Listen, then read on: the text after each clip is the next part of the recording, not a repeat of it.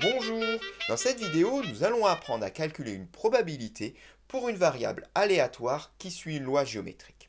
Commençons déjà par rappeler comment fonctionne la loi géométrique et pour cela, on va partir du départ de l'épreuve de Bernoulli. Une épreuve qui a deux issues, succès, échec, et on dit que la probabilité d'un succès est égale à P, on parle du paramètre de la loi de Bernoulli.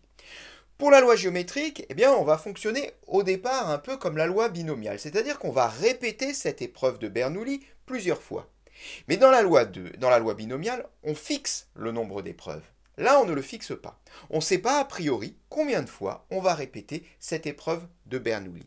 Car c'est en fait la loi qui va nous le dicter. En effet, on va considérer une variable aléatoire x qui compte le nombre d'essais nécessaires jusqu'à l'obtention du premier succès. C'est-à-dire qu'on va avoir que des échecs et à un moment, nécessairement, on va avoir un succès. Eh bien, c'est ça qui va faire qu'on va arrêter l'expérience. C'est le premier succès et c'est cette probabilité que nous permet de calculer. La loi géométrique, c'est la probabilité du premier succès lorsqu'on répète plusieurs fois une épreuve de Bernoulli. Et cette probabilité est dictée par une formule. La probabilité que x égale k, c'est-à-dire la probabilité d'avoir un succès après la kème expérience, donc on aurait eu k-1 échec et le premier succès à la kème expérience, eh bien cette probabilité est égale à p, facteur de 1 moins p, exposant k-1. Voilà pour obtenir donc une probabilité sur une loi géométrique. Ici, il nous est demandé de calculer P de x égale 3 et P de x inférieur ou égal à 3. Dans quel contexte? On va lire ce contexte. Alors on nous dit que le 4 est un jeu qui se joue avec un dé. Avec la règle suivante, il est écrit que l'on peut jouer continuellement en lançant ce dé, mais dès l'obtention du 4, le jeu s'arrête. On va donc considérer comme succès l'obtention d'un 4. Et donc, ce contexte-là concerne bien une loi géométrique, puisque à partir du moment où on obtient un succès, c'est-à-dire ici un 4, le jeu s'arrête. La question est de savoir, eh bien, quelle est la probabilité d'obtenir x égale 3 avec x, donc, qui est la variable aléatoire, qui va compter le nombre de lancers nécessaires jusqu'à l'obtention de notre 4. Alors, si on veut calculer P de x égale à 3, on est en plein ici dans l'usage de la formule qu'on a expliquée tout à l'heure. P de x égale 4 égale à P, facteur de 1 moins P, exposant k-1. Donc, on est d'accord que x suit une loi géométrique de paramètres. Quels sont les paramètres? Le paramètre, c'est P. On a dit que P, c'est en fait, dans l'épreuve de Bernoulli, la probabilité d'un succès. Quelle est la probabilité d'un succès? C'est-à-dire, quelle est la probabilité d'obtenir un 4? C'est très facile. On a une chance sur 6 d'obtenir un 4 puisqu'il y a 6 faces à notre dé, ce qui veut dire que notre variable aléatoire x suit une loi géométrique de paramètres P égale 1 sixième. Si on applique notre formule pour P de x égale à 3, ça nous donne P, soit 1 sixième, multiplié par 1 moins P, c'est-à-dire 1 moins 1 sixième. Ben, 1 moins 1 sixième, c'est 5 sixièmes. Ceci exposant k-1, alors k-1 x égale à 3, donc k égale à 3, ce qui veut dire que k-1 sera égal à 2. Ça nous fait donc du 1 sixième multiplié par 25 sur 36. Si on effectue ceci, ça nous fait du 25 sur 216, ça ne se simplifie pas, mais on peut éventuellement en donner une valeur approchée, soit 0,116. Eh bien, à ce jeu, la probabilité que x égale à 3, c'est-à-dire la probabilité d'obtenir un 4 après 3 lancers, donc au bout de 3 lancers, est égale à environ 0,116. Quelle est maintenant la probabilité que x soit inférieur ou égal à 3?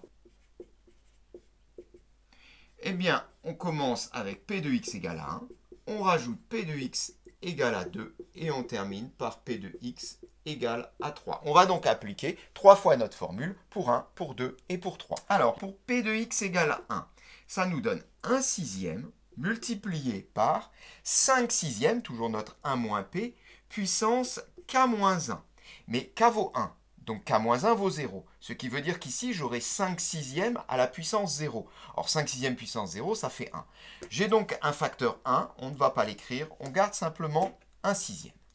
Plus p, soit 1 sixième, multiplié par 1 moins p, soit 5 sixièmes, puissance k-1. K vaut 2, donc ici, k-1 vaut 1, j'ai 5 sixièmes puissance 1, je peux laisser, plus 1 sixième, multiplié par 5 sixièmes puissance k-1, c'est-à-dire 3 moins 1, donne 2. On simplifie tout ça, 1 sixième, plus 5 sur 36, plus 1 sixième multiplié par 5 sixièmes au carré, on l'a déjà calculé précédemment, c'est 25 sur 216. Voilà, on met tout ça au même dénominateur en multipliant ici par 36 et ici par 6, ce qui nous donne 36 sur 216, 30 sur 216 et notre 25 sur 216.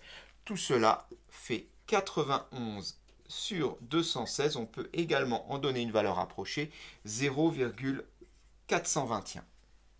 Eh bien, la probabilité que x soit inférieur ou égal à 3, c'est-à-dire la probabilité qu'à ce jeu, on obtienne un 4 avant le troisième lancer, est égale à 0,421, c'est-à-dire environ 42%.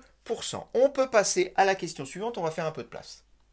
Alors, dans la deuxième question, on nous demande de calculer l'espérance de la variable aléatoire x et d'interpréter ce résultat. Alors, c'est une question très facile parce qu'on dispose d'une formule qui nous permet de calculer l'espérance pour une loi géométrique. L'espérance de x est égale à 1 sur p. Alors, quand on sait que p est égal à 1 sixième, eh bien cela signifie que l'espérance de x est égale à 1 sur 1 sixième.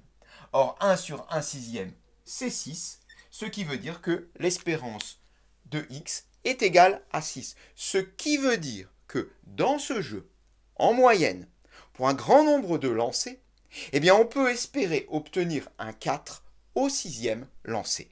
En moyenne, il faut 6 lancers pour obtenir un premier 4. Alors bien évidemment, ce résultat était prévisible et c'est intéressant ici parce qu'il donne une bonne idée de ce que représente l'espérance d'une variable aléatoire qui suit une loi géométrique.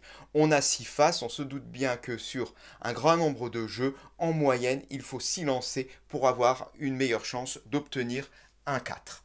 On peut passer à la dernière question où on nous demande cette fois-ci, à l'aide du tableur, de représenter graphiquement la probabilité que x égale à 4 pour k compris entre 1 et 20. C'est une question assez simple et c'est un graphique assez simple à réaliser, on va le voir tout de suite. Déjà, commençons dans une feuille de tableur à mettre toutes les valeurs prises par k, c'est-à-dire 1, 2, 3, 4 et ceci jusqu'à 20. Ensuite, sur une deuxième colonne, eh bien, on va mettre les probabilités correspondantes. Et pour cela, eh bien, on va bien évidemment s'appuyer sur la formule qu'on a utilisée déjà plusieurs fois dans cet exercice. Alors, on va donc écrire égal, P soit 1 sixième, on va le mettre entre parenthèses, multiplié par 1 moins P, donc le complément de 1 sixième, on est habitué également, c'est-à-dire 5 sixièmes, et ceci puissance k moins 1. Donc il faut récupérer la valeur de k qui est dans la cellule voisine. Donc ici c'est la cellule A2, mais on va enlever 1, donc on va mettre du exposant A2 moins 1 qui correspond donc à notre k moins 1. Et bien ensuite il suffit de recopier vers le bas cette formule et on l'aura de cette manière. Pour k compris entre 1 et 20, on a là toutes les probabilités qui vont de p de x égale 1 jusqu'à p de x égale 20. On peut retrouver en particulier la valeur qu'on avait calculée dans la question 1 pour p de x égale à 3. Ensuite, eh bien, on va représenter par un diagramme en bâton donc tous les résultats obtenus. Et pour cela, donc, on va insérer un graphique comme on voit. On est en train de le faire ici. Pour obtenir cette représentation, bien sûr, on a une représentation décroissante, car on se doute bien que bien, plus on prend des valeurs de k qui sont grandes, c'est-à-dire plus on va chercher la possibilité d'avoir un premier 4 éloigné, moins les chances sont importantes. La probabilité que le premier 4 arrive au 16e, 17e, 18e lancé est évidemment très faible. Ça voudrait dire qu'on aurait fait avant 15 ou 16 lancés sans obtenir un seul 4, ce qui peut paraître quelque chose de rare. Voilà, on en a terminé pour cet exercice. Cette séquence est donc terminée.